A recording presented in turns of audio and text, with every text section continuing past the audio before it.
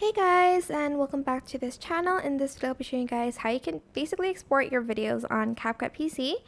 So there's going to be this export button. Select it, rename your video. I'm just going to say like the title, hello.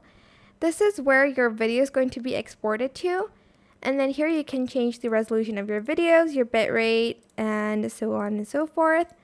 And once you're done with the format, I just use this one most of the time.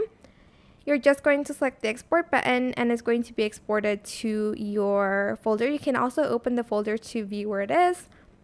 And that is how you can export videos on CapCut PC. I hope this tutorial is helpful for you guys. Don't forget to like, comment, share, and also subscribe to this channel if you haven't done that already. If you have any more questions, just leave it in the comment section down below. I will try my best to answer them all for you guys.